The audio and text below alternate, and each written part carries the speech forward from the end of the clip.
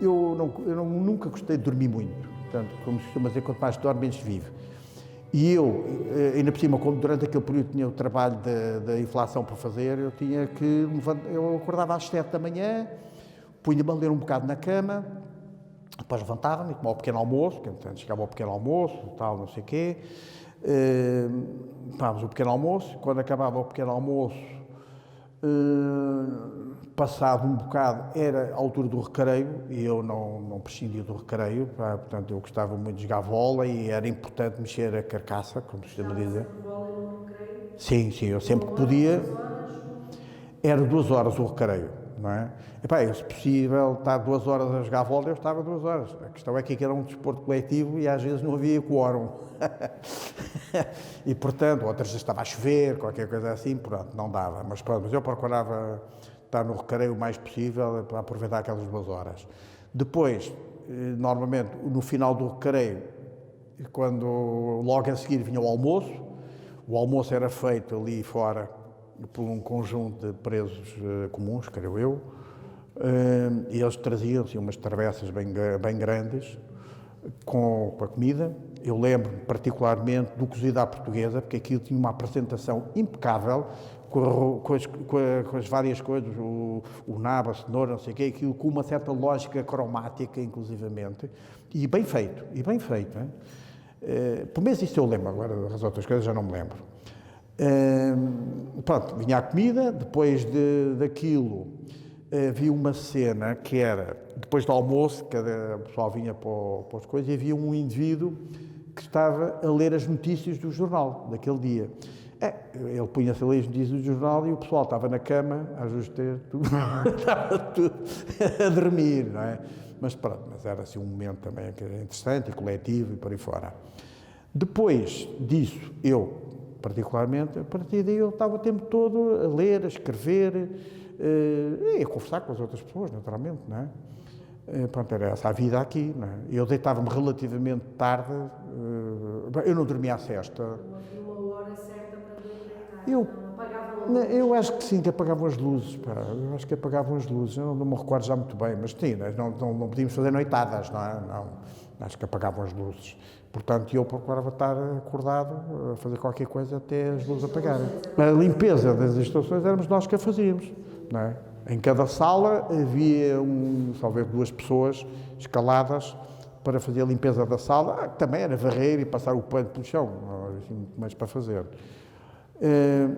Depois na cozinha, naquela parte ali toda da cozinha, do refeitório, ali a faxina era feita por 4 indivíduos, portanto havia uma escala, não é?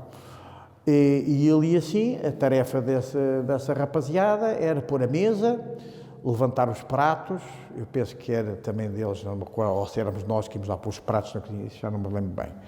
Mas eram eles que tinham que fazer a salada, quando havia material de salada, eram eles que faziam a salada, não era alguidar este tamanho de salada, mas a salada não era dada pela cadeia, eram as famílias que levavam, pronto. Assim como os mimos, não é? Os mimos, os bolinhos, essas coisinhas todas. Claro, eram as famílias que traziam e depois era partilhado, naturalmente. Porque a cadeia era aquela coisa, pequeno almoço, café, leite, pão, manteiga, não sei o quê. Acho que era isso, não? E os almoços e os jantares que eram vindos daquela forma.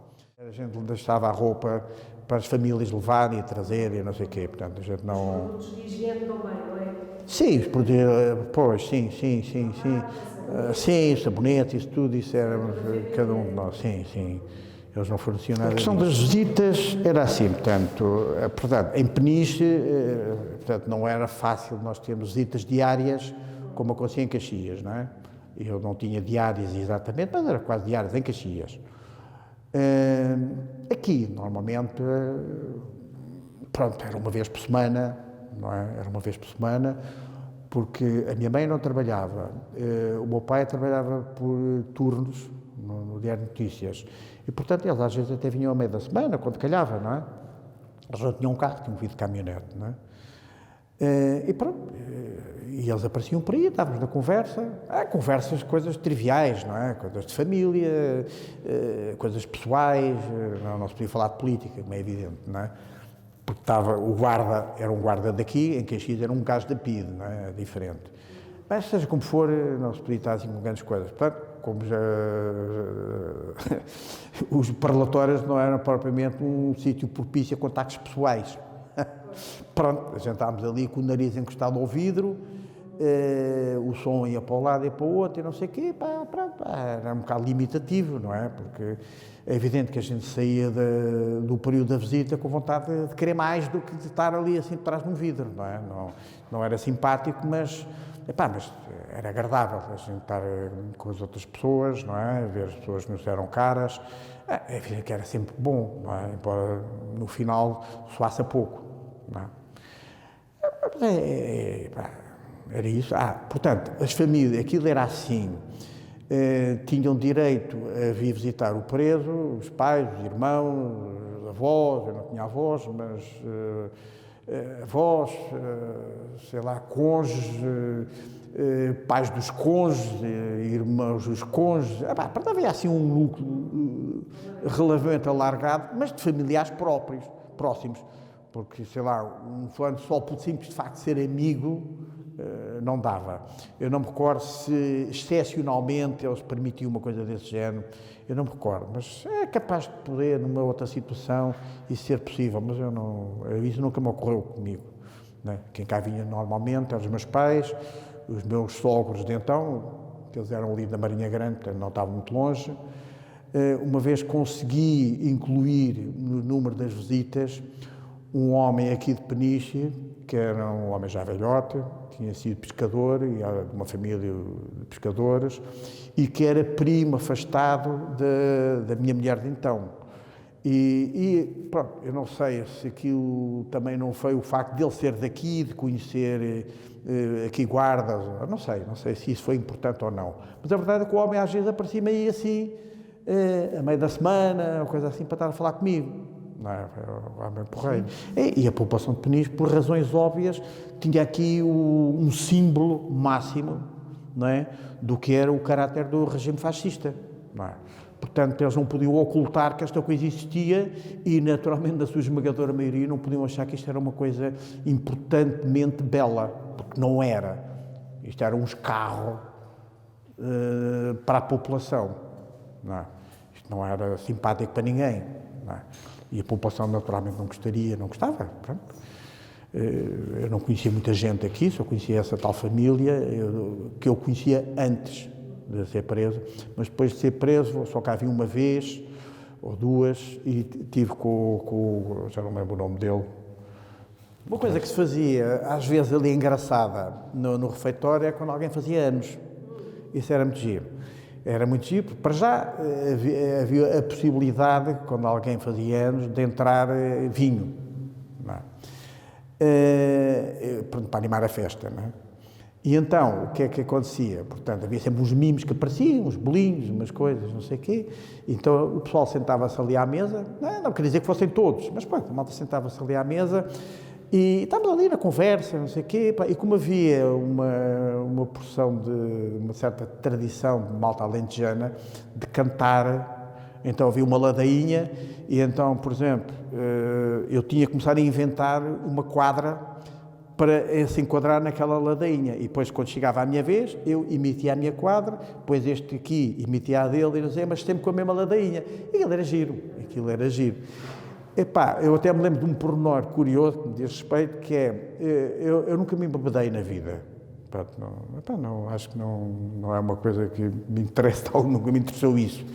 Mas houve uma vez, no meio dessa brincadeira toda, que quando me levantei da mesa, eu fiquei assim um bocado tonto. Não é? E, eu nunca tinha sentido assim, vamos deitar-me um bocado. E depois fui-me deitar um bocado, não sei se dormi, se não dormi, mas já não me recordo. Mas sei que a determinada altura, um homem que estava aqui, que era o Alfredo Marques, um gajo porreiro, aliás, ele fazia parte do meu processo. O Alfredo vai-me perguntar qualquer coisa e eu, semi-acordado, disse-lhe assim, olha vai perguntar isso ao Alfredo. E ele depois se ri e disse assim, então vou perguntar isso ao Alfredo, não é? Estás bonito, estás.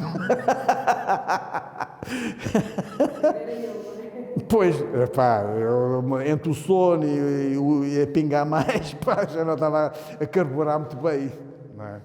Pronto, isso era engraçado. A determinada altura... Tinha um rádio, também era só televisão. Rádio, televisão. Sim, rádio não havia, não. Acho que não tenho ideia nenhuma disso. Mas a televisão, puseram ali a televisão. Epá, claro que a maior parte da malta, a televisão abria às 9 da noite e a maior parte da rapaziada punha-se lá de fronte aquela porcaria. Eu que nunca fui assim um adepto da televisão, antes pelo contrário, achei que aquilo era uma coisa pindérica, eu não via televisão. Não. Aquilo para mim, lá estar ou não estar, era a mesma coisa. Aquilo só se podia, ia servindo, eu e mais alguns, não éramos, vi pessoas que, lembro do Viegas, que é um homem que estava aqui, que também era lá da Graça. O Viegas também não via televisão, estava-se bem feito naquilo e não sei o quê, e mais um outro gajo, que a gente não via, não ligava, não quer dizer que não fosse lá ver uma coisa ou outra, não é? E eu lembro que uma vez, pá, havia um concurso das misses, não sei, aquelas fantochadas que a televisão organiza, e estava o pessoal todo a ver ali as misses e não sei o quê e tal, e eu, mais um desses, pá, estávamos cá atrás, a gente nem se sentava a ver aquela porcaria. E a gente só mandava comentários, olha, esta parece não sei o quê, e aquela parece não sei o que mais, e não sei o quê. E o pessoal que estava interessado em ver aquilo, estejam calados. E a gente mais um bocado lá, mais uma bujarda. Eu lembro que uma dessas bujardas foi que aparecia lá uma mulher qualquer vestida de preto e não sei o quê, e eu cá do balcão. Epá, aquela parece mesmo a Miss Cabaré, não sei o quê. Está calado. Havia ali umas dialéticas giras a propósito da televisão, pá. Seria interessante, não é, para quem está aqui assim, ler coisas de caráter político, mas isso estava fora de causa. Epá, e de certo modo uma língua é um elemento de comunicação mais vasto, não é? Saber uma língua estrangeira. Epá, mas por outro lado, vamos ver, uma língua, um tipo está numa cadeia política e está-se a dedicar a aprender uma língua, epá, destoa, não é? Epá, se um tipo está na política e não sei o quê, epá, tem que procurar enriquecer o seu currículo e os seus conhecimentos políticos. Saber francês ou inglês, ou coisa assim, está bem, um gajo pode aprender. Em Caxias, nos grupos colativos, a gente teve lá um daqueles livrinhos do Linguafone, não sei o quê. A gente também lá, como havia, além de mim, havia mais uns dois colegas que sabiam contabilidade, e a gente imaginou a escrita de uma firma e depois criámos lá assim um balanço. Aquilo era para entreter. Aquilo era para entreter. Eu cheguei e não fui ensinar contabilidade a ninguém. Contabilidade, não. Pronto, é evidente que as pessoas tinham que estar ocupadas. E, portanto, se a política não era possível ou não era particularmente considerada como relevante, pois está bem, as línguas, ou então estar a ler livros de ficção, qualquer coisa, havia malta que lia isso, claro que sim. Certo. Os jornais, pronto, havia a tal leitura do jornal depois do almoço. Eu penso que os jornais chegavam cá, naturalmente, portanto, era a cadeia que comprava, mas eu acho que era o nosso cofre que pagava, não tenho a certeza. Então, por isso, a leitura do jornal era depois do almoço, que era assim um bom prelúdio para dormir a sesta.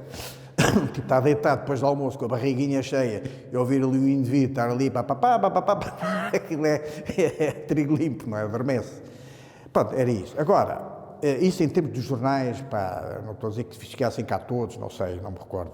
Mas ficava o suficiente para a gente saber o que é que se passava e para eu, nomeadamente, ver as questões das economias e dos números e por aí fora. Agora, o que era engraçado é que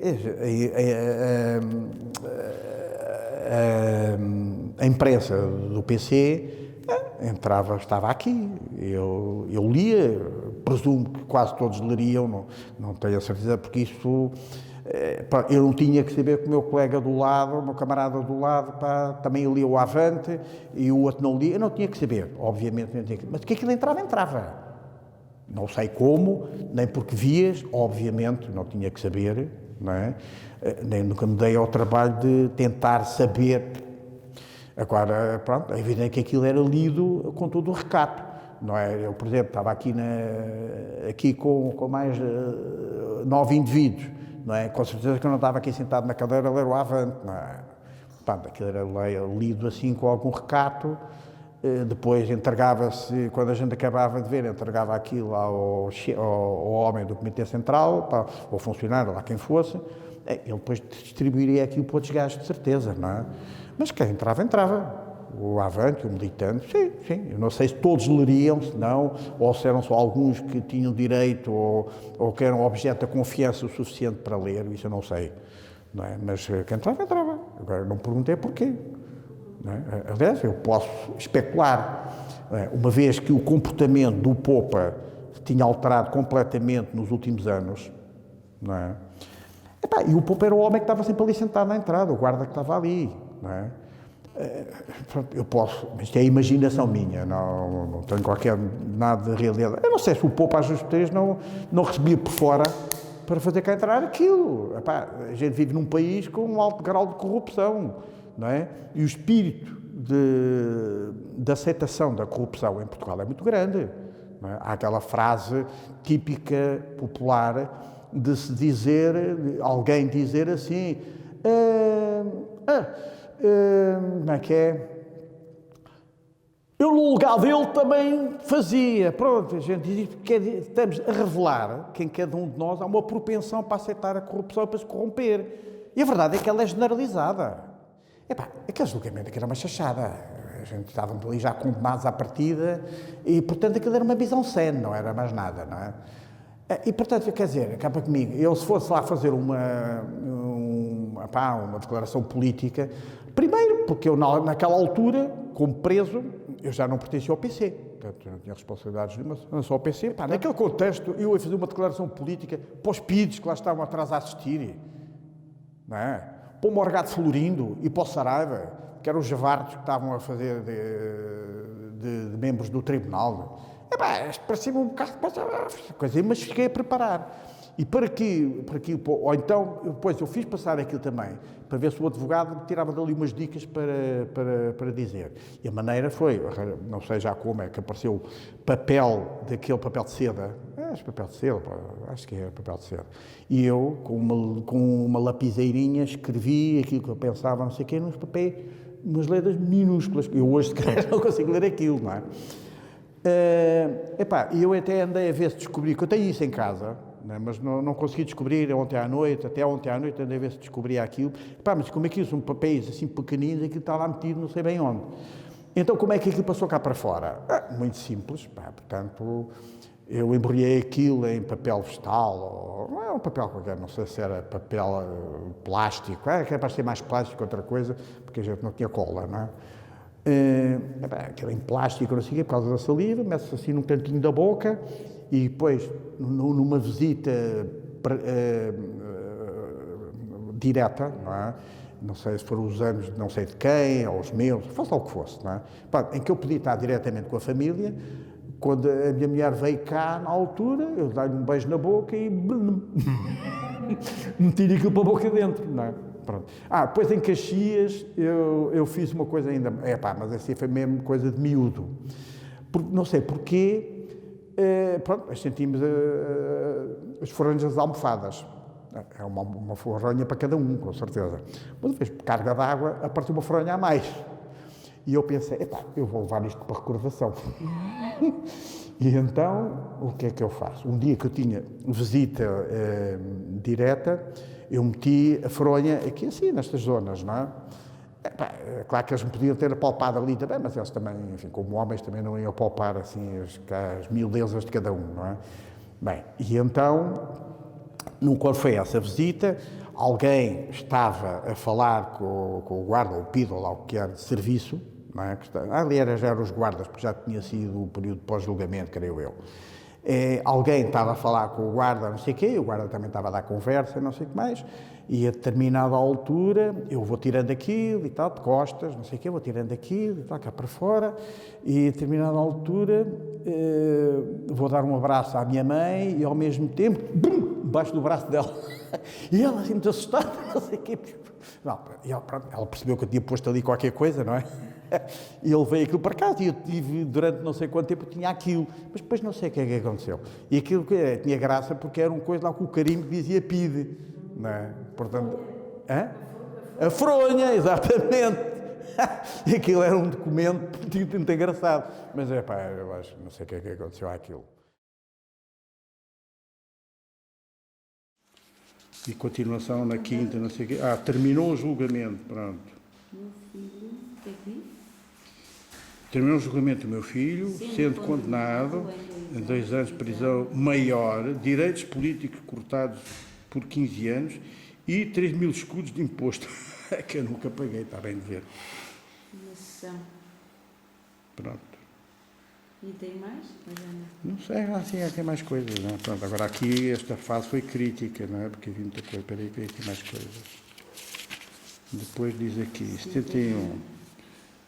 Foi o meu filho e mulher, preso pela DGS, que isto é 71, não sei, não traz. 30 de julho de 73, saiu. Isto não é a letra dela, isto tem a impressão que era do meu ex-cunhado, que escreveu isto. Saiu o teu filho do fim. O seu. O seu filho do fim de 2 anos. Ao fim de 2 anos de boa vida. Foi para casa com a mulher. Ficou tudo bem. Afinal, não se divorciaram, porque aquilo dava muito torto. Estava torto e rapidamente... Mas que giro ele veio escrever na agenda da sua mãe. Não percebi porque. Ela começou a escrever e depois ele foi lá. E depois ainda bem que assim aconteceu e que sejam felizes para me darem um netinho. Opa, 1 mês e meio depois de eu ter sido a Já pílula, estava separado. já eu bati asa. Pá. Aqui já tinha concerto. Até já estávamos muito diferentes para o outro. Aliás, ela dizia na altura, porque ela sabia que a minha intenção era emigrar, porque eu não queria fazer tropa. E ela dizia que se tu te fosse embora, era que eu não vou. Para que eu queria uma mulher destas? Ainda tem aí. Está aqui mais. Foi o meu filho transferido de Peniche para Caxias a fim de... Fazer tratamento ao nariz. É o que foi disse, aquele falou nisso, falou nisso. Sim, eu tinha visto aqui que já não lembrava Ela disso. contava tudo. Ó, Incrível. vocês sabem que ela, enquanto eu estive preso, ela teve problema de diabetes. Nasceu dos diabetes, quando um pouco depois Sim, eu sim, tive. sim, sim, E sim. depois acabou a determinada altura. Stress. Era Atenção, stress, está claro que era. Pois, era stress. Passou o meu quê? filho de Caxias para Peniche. Outra depois vez. de- Ora, mas a nossa foi julgamento. Aquilo foi assim. O meu julgamento, nós éramos 12. Éramos 12. Portanto, pronto, já disse há bocado, pá, que a acusação que lá consta, aquilo é ridículo. Aquilo, qualquer coisa, acusar uma pessoa daquilo é infantil quase. Bem, e então, o que é que acontece? Há um dia que houve a sessão da manhã no tribunal e depois havia uma à tarde. E o resultado, a gente vinha na carrinha, numa carrinha que se constava tinha sido oferecida pelo Hitler ao Salazar, uma carrinha, sim, uma carrinha grande, porque nós éramos muitos, éramos 12, não é? Com mais os pidos que nos acompanhavam, aquilo dentro da carrinha deviam vir aí 16 pessoas, para aí, 12 pessoas normais e 4 pidos. 4 ou 5, não sei, eu não olhava para os gajos sequer. E então, uma altura qualquer que os tipos disseram, porque quando a gente saía do tribunal na boa hora, as famílias estavam ali, a gente mandava beijinhos, adeus, até logo, essas coisas assim. E os gajos, nesse dia, tinham dito, não há conversas com as pessoas lá de fora, os pidos. Aquilo entrou para um vício e um do outro. E eu estava assim junto da janela da carrinha, e cá para fora, virado, estava por ali a minha mãe, o meu pai, não sei o quê, e eu, beijinhos, até logo, não sei o quê. E eu levo uma bufetada deste lado da cara. Pronto, eu nunca fui objeto assim de grande porrada da parte dos meus pais, não, eles não eram por aí. Um bufetão que 2 horas e tal depois, quando voltámos ao tribunal, não é? Aquilo ainda estava lá marcada os dedos do porco do pido. Pronto, aquilo depois foi transmitido lá para os advogados, eu não sei o que é que tinha acontecido, já não me recordo por horas, e o advogado depois levantou a questão de que o preso, não sei o que, tinha sido agredido à saída do tribunal, não sei o quê, que não era tribunal, era uma fantochada, não é? E o porco do Morgado Florino vira-se para a coisa, então, mas o agressor está aqui assim, porque aqui lá para trás estava cheio de pitos. E eu olho lá para trás, claro que não estava. Claro que o gajo não estava lá, não é? É chato. Mas ainda hoje eu tenho na memória a cara do animal. Era um tipo assim, com uma barba muito cerrada. Eu se visse o animal, eu sabia quem era. Portanto, assim, depois do 25 de Abril, e quando os pidos, muitos deles foram encerrados na penitenciária, né, que até eram guardados pela Marinha, não sei o que mais. E eu fui lá, e andei lá a folhear lá as caras dos gajos, não sei o que, mas não é. Ainda chamei lá um outro tipo, que poderia ser a besta, não é? Mas não era. Houve um deles, coitado, que era um triste, uma besta qualquerzinha, uma coisa assim, que tinha sido motorista, ou coisa assim, e eu parti-me. E quando eu vi o homem, não era aquele, como é evidente, mas o homem chegou lá, todo ele tremia, todo ele tremia de medo, pá. Mas pronto, mas nunca mais soube do animal. Só conheci mais tarde. António. Então, vocês vejam, há bocado aquilo que eu estava a dizer. Sim. Pá, dá 2 anos de cadeia, um gajo que faz isto que está aqui. Que era... Não vale. Eles depois interpretavam as coisas também à maneira deles, não é? Mas não é isso, não é isso. Ouça lá, esta história, pronto, quando é que entrou no partido?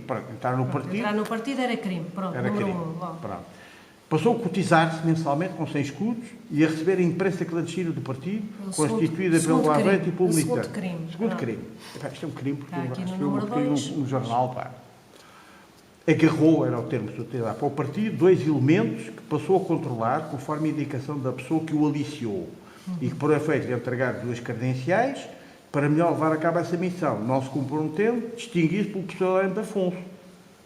Em evidência, isto era proibido. Sabiam, pois. Sabiam tudo. Mas aqui já tinham feito as averiguações, não é? Já tinha estado em Caxias. Já estava em Caxias, foi isso. E porquê é que um tipo tinha um pseudónimo? Porque era obrigado, pá. Era obrigado. Ora, que história, para se defender. Quase não havia liberdade para fazer as coisas. E depois, mais tarde, também eu usei o pseudónimo de Ildefonso. Isto é verdade, não tem nada de especial. Com o funcionário controleiro e 2 outros membros, assistiu a diversas reuniões conspirativas, nas quais se orientou o trabalho conspirativo e estruturou o organismo dos empregados. O que é isto? Isto não é nada. Mas não.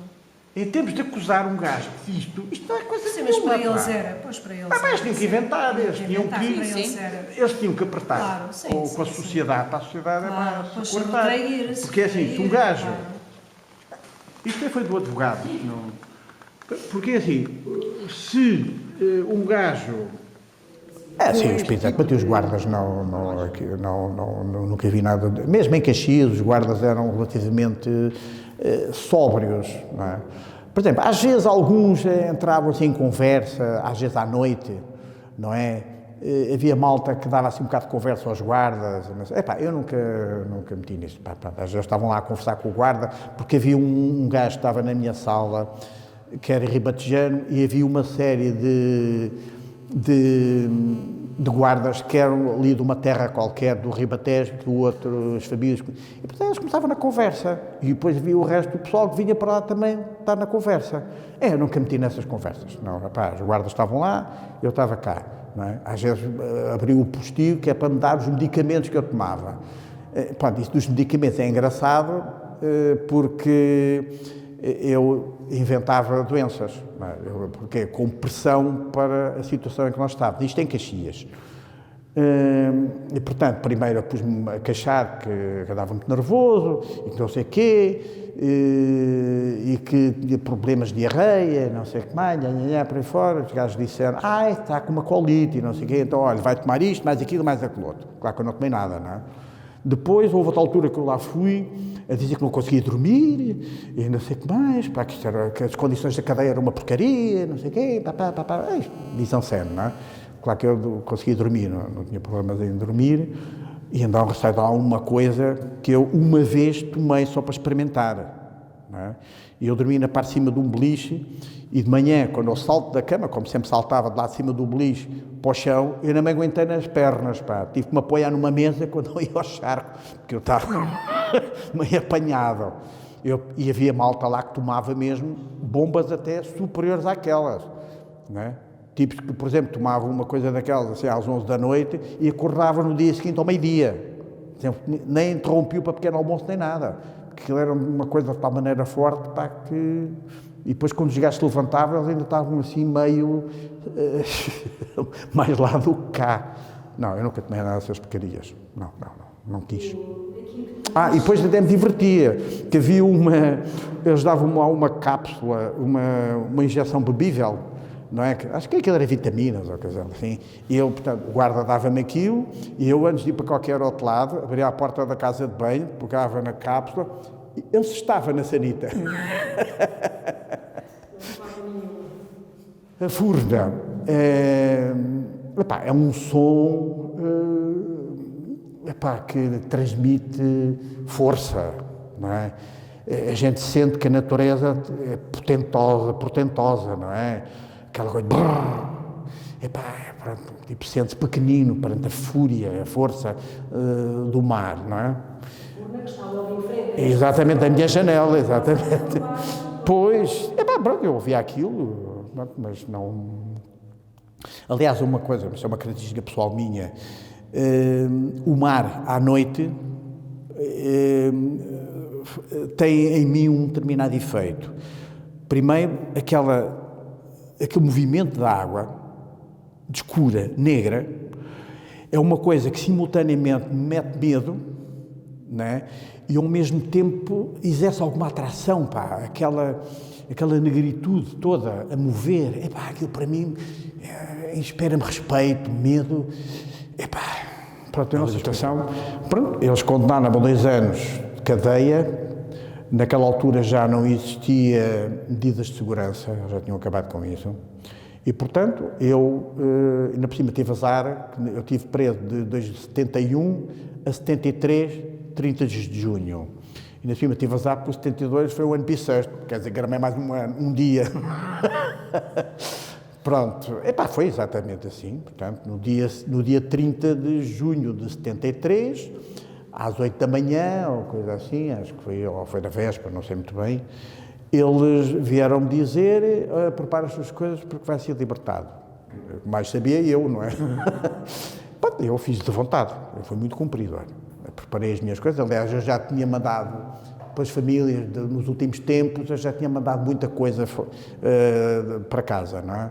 Portanto, quando eu me fui embora, eu não levava muita coisa.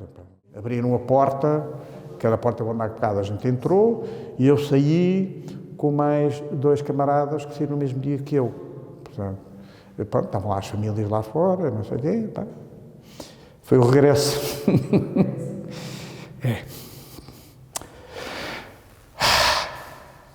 Eu depois daquilo, não é?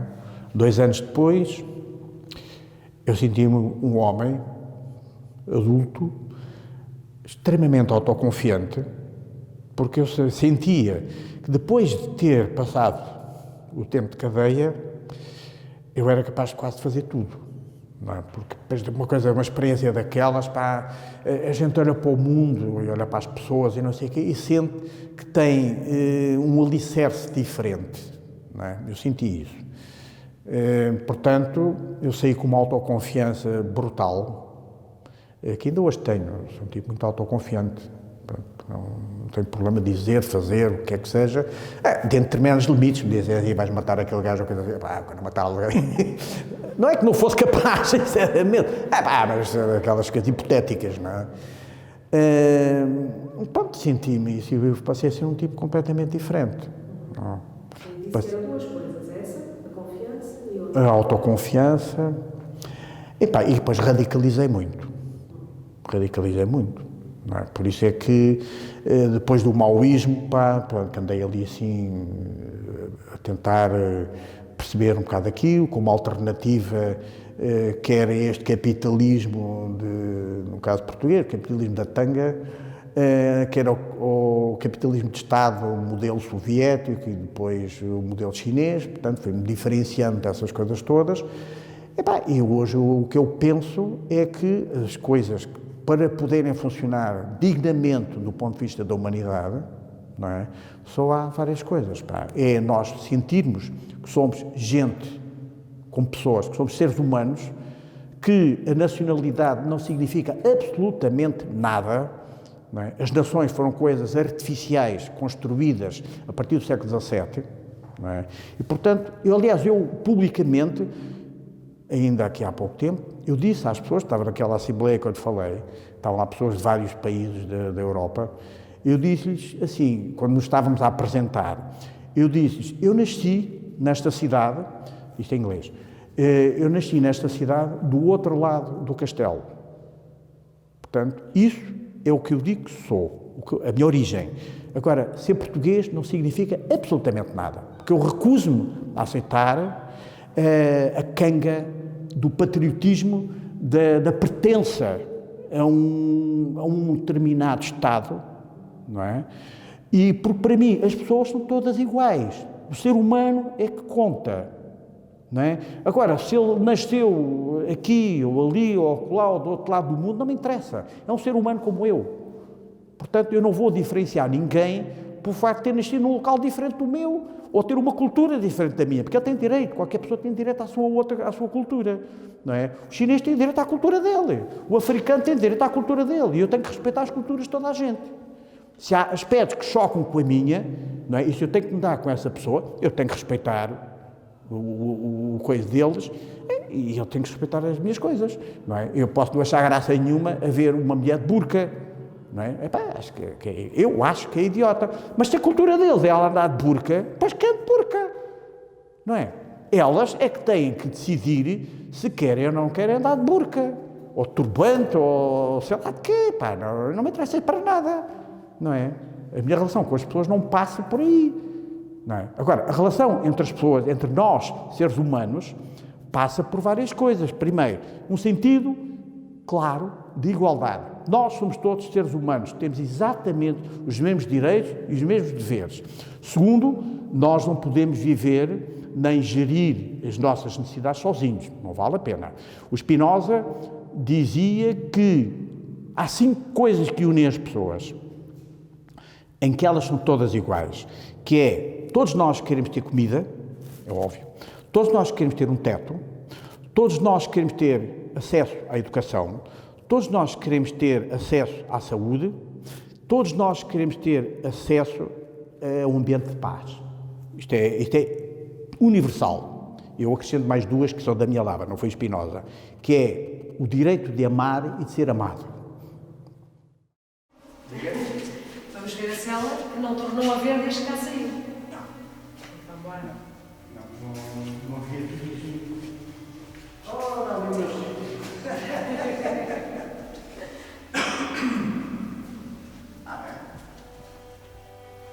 apesar desta coisa toda, está. Apesar disso, exatamente. Sobretudo no cantinho onde eu estive. Não é todos os dias que se tem acesso a isto. Eu quando vim para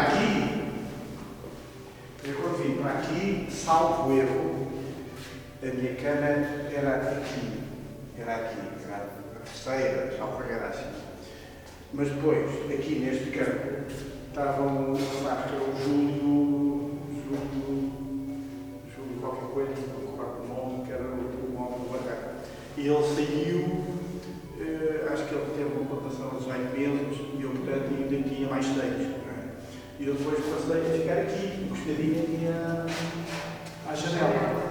O que era bom, porque eu sempre fui dormir pouco, não é? E, portanto, quando eu acordava, eu acordava cedo, eu levantava-me cedo, porque eu queria fazer o tal trabalho de inflação, e queria ler, queria estudar, não sei o quê, portanto eu não ficava muito tempo na cama. Hoje é assim. Eu aqui ia correr com uma luz bacana, não é? Claro que eu aqui ouvia o barulho quando está aquele barulho lá em cima.